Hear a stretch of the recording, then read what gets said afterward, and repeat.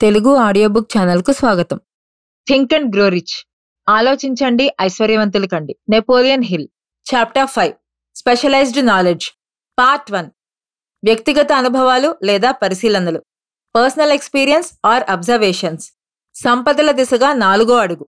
Knowledge 2 రకాలుగా ఉంటుంది. ఒకటి సాధారణమైంది, మరొకటి ప్రత్యేకమైంది. సాధారణ నాలెడ్జ్ అంటే జనరల్ నాలెడ్జ్ అని పిలుచుకునే హిస్టారికల్, పొలిటికల్ తదితర విషయాలపరమైన పరిజ్ఞానం అన్నమాట. ఇది ఎంత విస్తృతమైనదైనా మనీ ఎర్నింగ్ కు చాలా తక్కువగా ఉపయోగపడుతుంది. మానవ నాగరికతలోని ప్రతి విషయానికి సంబంధించి యూనివర్సిటీస్లో పలు విభాగాలు ఉంటాయి. అవి దానికి సంబంధించిన పరిజ్ఞానానికి పట్టుకొమ్మలుగా కూడా ఉంటాయి. కానీ విషాదం ఏంటంటే ఈ యూనివర్సిటీస్లో ప్రొఫెసర్స్గా పనిచేస్తున్న వారిలో చాలా మంది దగ్గర చాలినంత ధనం ఉండదు. వాళ్ళంతా టీచింగ్లో స్పెషలైజ్డ్ తప్ప దానికి సంబంధించిన నాలెడ్జ్ని వాడుకోవడానికి ట్రైనింగ్ పొంది ఉండరు. నాలెడ్జ్ అనేది మనీని అట్రాక్ట్ చేయలేదు. దాని తగు రీతిగా ఆర్గనైజ్ చేసి సరైన మార్గంలో ఉపయోగించి ప్రాక్టికల్ ప్లాన్ ఆఫ్ యాక్షన్స్ లో వాడితే తప్ప నాలెడ్జ్ మనీ ఎర్నింగ్ కు ఉపకరించదు. ఈ విషయం తెలియకనే కోట్లాది మంది నాలెడ్జ్ ఈజ్ పవర్ అనే భ్రమలో ఉంటారు. నిజానికి ఇది వాస్తవ విరుద్ధం. నాలెడ్జ్ ఒక అంతర్గత శక్తి. ఒక ఖచ్చితమైన గమ్యం ఉన్నప్పుడు ఆ గమ్యం దిశగా ఖచ్చితమైన ప్లానింగ్ ద్వారా వాడుకోగలిగేలా ప్లాన్ ఆఫ్ యాక్షన్స్ ఉన్నప్పుడు మాత్రమే నాలెడ్జ్ పవర్ గా మారుతుంది. అన్ని ఎడ్యుకేషన్ సిస్టమ్స్ లోనూ మిస్సింగ్ లింక్ ఇదే. స్టూడెంట్స్ కు నాలెడ్జ్ గురించి తెలియచెప్పడంలో ఎడ్యుకేషన్ ఇన్స్టిట్యూట్స్ అన్ని ఫెయిల్ అవుతున్నాయి. అందువల్ల స్టూడెంట్స్ నాలెడ్జ్ ని సంపాదించిన తర్వాత దాన్ని ఎలా వాడుకోవాలో తెలియక నీరుగారిపోతూ ఉంటారు. పెద్దగా చదువుకోనందున హెన్రీ ఫోర్డ్ ని ఒక ఎడ్యుకేటెడ్ పర్సన్ గా పరిగణించడంలో చాలా మంది ఫెయిల్ అవుతూ ఉంటారు. ఈ తప్పు చేసే వాళ్ళకి నిజానికి educated person, man of education అన్న పదానికి అర్థమే తెలీదు. ఎడ్యుకేట్ అన్న పదం ఎడ్యుకో అనే లాటిన్ లాంగ్వేజ్ నుంచి పుట్టింది. ఎడ్యుకో అంటే తనను తాను ఉద్ధరించుకునేవాడు, తన అంతఃప్రకృతిని సారవంతం చేసుకునేవాడు అని అర్థం. ఎడ్యుకేటెడ్ మ్యాన్ అంటే అతను అన్ని విషయాల గురించి పూర్తిగా తెలిసినవాడు కానక్కర్లేదు. ఇతరుల హక్కులకు భంగం కలగచేయకుండా తాను కోరుకున్నప్పుడు కోరుకున్న దాన్ని పొందగలిగే విధంగా తన బుద్ధి కుశలతకు మెరుగులు దిద్దుకున్నవాడే నిజమైన ఎడ్యుకేటెడ్ పర్సన్. దీనికి హెన్రీ ఫోర్డ్ చక్కని ఉదాహరణ. అజ్ఞాని ఒళ్ళో కనకవర్షం. వరల్డ్ వార్ 1లో చికాగోకి చెందిన ఒక న్యూస్ పేపర్ తన ఎడిటోరియల్లో హెన్రీ ఫోర్డ్ ని యాన్ ఇగ్నోరెంట్ పెసిఫిస్ట్ అంటూ సంబోధించింది. ఈ సంబోధనపై అభ్యంతరం చెబుతూ ఫోర్డ్ ఆ న్యూస్ పేపర్ కంపెనీ మీద న్యాయస్థానంలో ఫిర్యాదు చేశారు. కోర్టులో కేసు విచారణలో ఉన్నప్పుడు న్యూస్ పేపర్ కంపెనీ తరపు న్యాయవాదులు ఫోర్డ్ ని ప్రత్యక్షంగా పరీక్షించాలని న్యాయస్థానాన్ని అభ్యర్థించారు. దాంతో హెన్రీ ఫోర్డ్ కోర్టుకు హాజరు కాక తప్పలేదు. ఆయన ఎలాగైనా సరే అజ్ఞానిగా నిరూపించాలన్నదే న్యూస్ పేపర్ కంపెనీ తరపు న్యాయవాది ప్రయత్నం. ఆయన నోటితోనే తాను ఎందుకు పనికిరాని వాళ్ళని ఒప్పించే ప్రయత్నం కూడా ఇది. ఈ దిశగా న్యాయవాది ఫోర్డ్ మీద ప్రశ్నల వర్షం కురిపించాడు.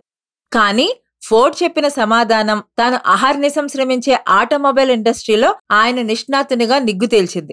లాయర్ ప్రశ్నలకు ఫోర్డ్ జవాబులిచ్చిన తీరు ఇలా ఉంది. బెనడిక్ట్ ఆర్నాల్డ్ ఎవరు? 1776లో చెలరేగిన తిరుగుబాటును అణిచివేయడానికి బ్రిటిష్ సామ్రాజ్యం అమెరికాకు ఎంతమంది సైనికుల్ని పంపింది వంటి ప్రశ్నలతో లాయర్ ఫోర్డ్ని విసిగించాడు. ఫోర్డ్ ఈ చివరి ప్రశ్నకి జవాబు చెబుతూ ఎంతమంది సైనికుల్ని పంపింది నాకు ఖచ్చితంగా తెలీదు. కానీ నేను విన్నదాన్ని బట్టి వెనుదిరిగి పారిపోయిన సైనికులు మాత్రం చరిత్రలో ఎన్నడూ లేనంత ఎక్కువ మంది అని నాకు తెలుసు అని జవాబిచ్చాడు. చిట్ట చివరికి ఇలాంటి తలా తోకాలేని ప్రశ్నలతో విసిగిపోయిన ఫోర్డ్ తనను వేధిస్తున్న న్యాయవాది వైపు వేలు చూపుతూ మీరిప్పుడు అడిగిన ఈ పనికిమాల ప్రశ్నకు కానీ ఇంకా ఇతర ప్రశ్నలకు కానీ నేను జవాబు చెప్పాల్సి వస్తే ముందుగా మీకు ఒక విషయం గుర్తు చేయాలి. నా టేబుల్ మీద అనేకమైన ఎలక్ట్రిక్ పుష్ బటన్స్ ఉన్నాయి. నా వ్యాపారానికి సంబంధించి నా ప్రశ్నలకు జవాబులు చెప్పడానికి ఏ పుష్ బటన్ నొక్కినా నా సహాయకులు ఏ క్షణమైనా సిద్ధంగా ఉంటారు.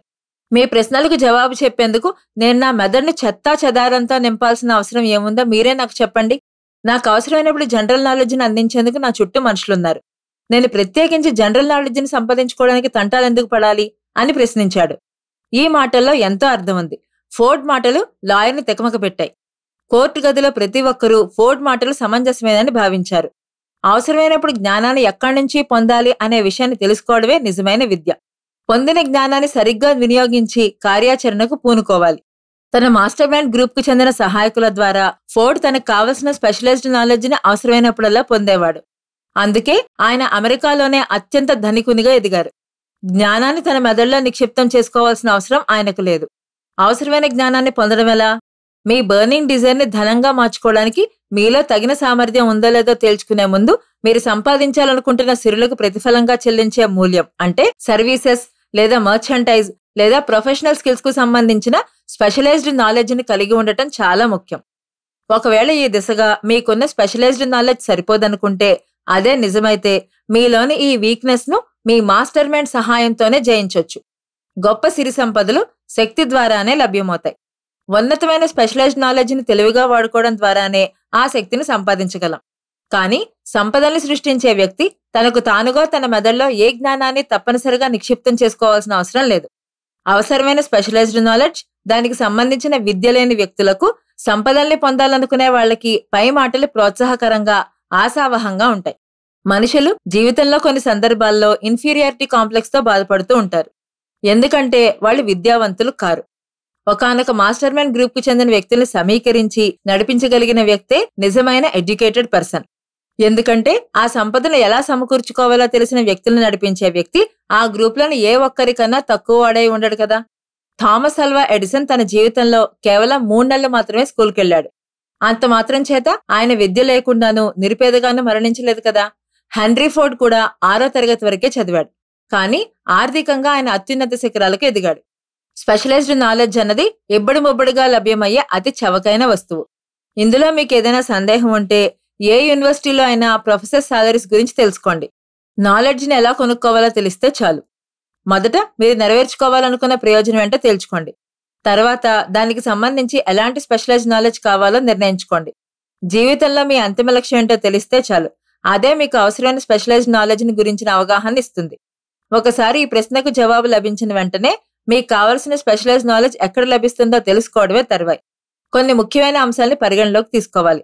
ఒక వ్యక్తి తాలూకు ఓన్ ఎక్స్పీరియన్స్ మరియు ఎడ్యుకేషన్. ఇతరుల సహాయంతో అవసరమైన అనుభవాన్ని, పరిజ్ఞానాన్ని సంపాదించవచ్చు. కాలేజెస్ మరియు యూనివర్సిటీస్, లైబ్రరీస్, బుక్స్, పీరియాడికల్ సహాయంతో స్పెషలైజ్డ్ నాలెడ్జ్ని పొందొచ్చు. స్పెషల్ ట్రైనింగ్ కోర్సెస్, ముఖ్యంగా నైట్ కాలేజెస్ లేదా హోమ్ స్టడీ స్కూల్స్. జ్ఞానాన్ని సంపాదించిన తర్వాత దాన్ని ఒక ఖచ్చితమైన ప్రయోజనం కోసం ప్రాక్టికల్ ప్లాన్స్ తో సరిగ్గా వినియోగించాలి. ఏదో ఒక విలువైన ప్రతిఫలం పొందలేకపోతే ఆ నాలెడ్జ్ వృధా. మీకు ఇంకా చదువుకోవాల్సిన అవసరం ఉంటే మొదటిగా ఏ రకమైన స్పెషలైజ్డ్ నాలెడ్జ్ కోసం చదువుకోవాలో ఖచ్చితంగా నిర్ణయించుకోండి.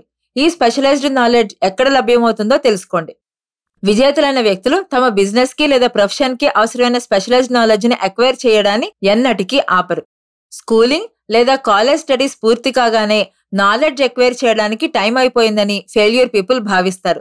నిజమేంటంటే ప్రాక్టికల్ నాలెడ్జ్ని పెంపొందించడంలో స్కూల్స్, కాలేజెస్ చేసే సహాయం చాలా తక్కువ.